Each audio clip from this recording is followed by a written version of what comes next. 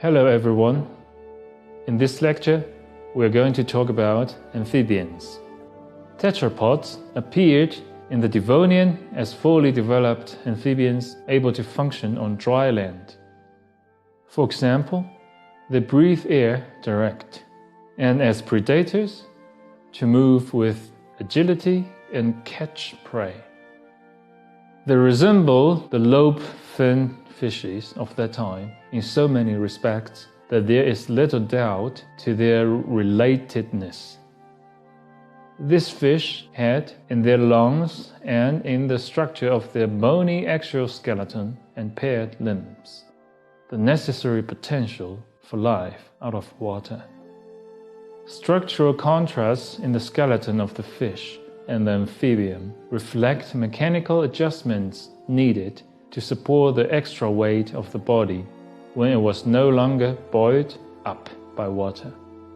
This involved a modification of the vertebrae into stout, interlocking pieces to form a strong, articulated spinal column acting as a bridge between the limbs, and the development of ribs to support the lungs. The limbs and girdles, too, were modified and strengthened to support the spinal column and carry the body clear of the ground. The girdles are larger, and the pelvic girdle is united with the spinal column. The limb bones are longer and fewer in number, and there are additional bones, the digits. The word amphibia means double life, and it nicely describes the essential quality of modern-day amphibians, reflecting their ability to live in two worlds: the aquatic world of their fish ancestors and the terrestrial world they first invaded. The successful invasion of land by vertebrates posed a number of major challenges. Because amphibians' ancestors had relatively large bodies supporting the body's weight on land, as well as enabling movement from place to place, was a challenge. Legs evolved to meet this need. Far more oxygen is available to gills in air than in water, but the delicate structure of fish gills requires the buoyancy of water to support them, and they cannot function in air. Therefore, other methods of obtaining oxygen were required. Delivering great amounts of oxygen to the larger muscles needed for movement on land required modifications to the heart and circulatory system. Reproduction still had to be carried out in water so that eggs would not dry out. Most importantly, the body itself had to be prevented from drying out. Amphibians solved these problems only partially, but their solutions worked well enough that amphibians have survived for 340 million years. Paleontologists agree that amphibians evolved from lobe-finned fish. Ichthyostega was a strongly built animal, with sturdy forelegs, well supported by shoulder bones.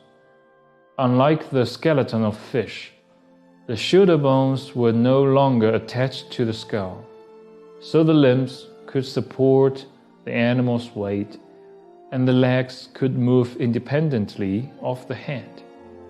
Because the hind limbs were flipper-shaped, Ichthyostega probably moved like a seal, with the forelimbs providing the propulsive force for locomotion and the hind limbs being dragged along with the rest of the body.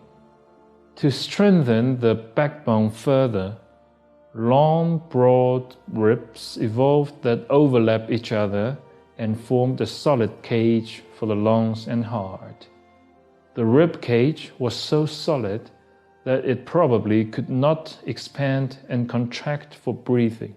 Instead, Ichthyostega probably obtained oxygen as many amphibians do today, by lowering the floor of the mouth to drag air in, and then raising it to push air down the windpipe into the lungs. In 2006, an important transitional fossil between fish and Ichthyostega was discovered in northern Canada. Tiktaalik, which lived 375 million years ago, had gills and scales like a fish, but a neck like an amphibian. Particularly significant, however, was the form of its forelimbs. Its shoulder, forearm, and wrist bones were like those of amphibians, but at the end of the limb was a lobed fin, rather than the toes of an amphibian. Ecologically, the 3-meter-long Tiktaalik was probably also intermediate between fish and amphibians, spending most of its time in the water, but capable of hauling itself out onto land to capture food or escape predators. By moving onto land, amphibians were able to utilize many more resources and to access many habitats. Amphibians first became common during the Carboniferous period. 14 families of amphibians are known from the early Carboniferous, nearly all of them aquatic or semi-aquatic, like Ichthyostega. By the late Carboniferous, much of North America was covered by low-lying tropical swamplands, and 34 families of amphibians thrived in this wet terrestrial environment. In the early Permian period that allowed, a remarkable change occurred among amphibians. They began to leave the marshes for dry uplands. Many of these terrestrial amphibians had bony plates and armor covering their bodies, and grew to be very large, some as big as a pony. Both their large size and the complete covering of their bodies indicate that these amphibians did not use the cutaneous respiratory system of present-day amphibians, but rather had an impermeable leathery skin to prevent water loss. Consequently, they must have relied entirely on their lungs for respiration. By the mid-Permian period, there were 40 families of amphibians. Only 25% of them were still semi-aquatic, like Ichthyostega. 60% of the amphibians were fully terrestrial, and 15% were semi-terrestrial. This was the peak of amphibian success, sometimes called the Age of Amphibians. By the end of the Permian period, reptiles had evolved from amphibians. One group, therapsids, had become common and ousted the amphibians from their newly acquired niche on land. Following the mass extinction event at the end of the Permian, therapsids were the dominant land vertebrate, and most amphibians were aquatic. This trend continued in the following Triassic period, which saw the virtual extinction of amphibians from land. Biologists have classified living species of amphibians into 3 orders. 5,000 species of frogs and toads in 22 families make up the order Anura. 500 species of salamanders and newts in 9 families make up the order Caudata, and 170 species of worm-like, nearly blind organisms called caecilians that live in the tropics make up the order Apoda. These amphibians have several key characteristics in common. First, frogs and most salamanders have 4 legs and can move about on land quite well. Legs were one of the key adaptations to life on land. Second, most amphibians possess a pair of lungs, although the internal surfaces have much less surface area than do reptilian or mammalian lungs. Amphibians breathe by lowering the floor of the mouth to suck in air, and then raising it back to force the air down into the lungs. Third, frogs, salamanders, and caecilians all supplement the use of lungs by respiring through their skin, which is kept moist and provides an extensive surface area. Fourth, after blood is pumped through the lungs, two large veins called pulmonary veins return the irritated blood to the heart for repumping. In this way, irritated blood is pumped to the tissues at a much higher pressure. Fifth, partially divided heart. A dividing wall helps prevent irritated blood from the lungs from mixing with non-irritated blood being returned to the heart from the rest of the body. The blood circulation is thus divided into two separate paths, pulmonary and systemic. The separation is imperfect, however, because no dividing wall exists in one chamber of the heart, the ventricle.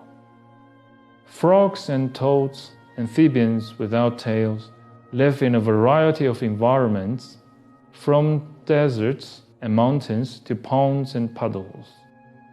Frogs have smooth, moist skin, a broad body, and long hind legs that make them excellent jumpers. Most frogs live in or near water and go through an aquatic tadpole stage before metamorphosing into frogs. However, some tropical species that do not live near water bypass this stage and hatch out as little froglets. Unlike frogs, toads have a dry, bumpy skin and short legs, and are admirably adapted to dry environments. Toads do not form a monophyletic group. That is, all toads are not more closely related to each other than they are to some other frogs. Rather, the term toad is applied to those anurans that have adapted to dry environments by evolving a suite of adaptive characteristics. This convergent evolution has occurred many times among distantly related anurans. Salamanders have elongated bodies, long tails, and smooth, moist skin. They typically range in length from a few inches to a foot. Although giant Asiatic salamanders of the genus Andreas are as much as 1.5 meters long and weigh up to 33 kilograms. Most salamanders live in moist places, such as under stones or logs, or among the leaves of tropical plants. Some salamanders live entirely in water. Caecilians, members of the order Apoda, are a highly specialized group of tropical burrowing amphibians. These legless, worm-like creatures average about 30 centimeters long, but can be up to 1.3 meters long. They have exceedingly small eyes and are often blind. They resemble worms but have jaws with teeth. They eat worms and other soil invertebrates. Fertilization is internal. Caecilians have lost their legs during the course of adapting to a burrowing existence. Amphibians, which includes frogs and toads, salamanders, and caecilians, are generally characterized by legs, lungs, cutaneous respiration, and a more complex and a partially divided heart. All of these developed as adaptations to life on land. Most species rely on a water habitat for reproduction. Although some early forms reached the size of a pony, modern amphibians are generally quite small. That is all for now. Thanks for watching. See you next time.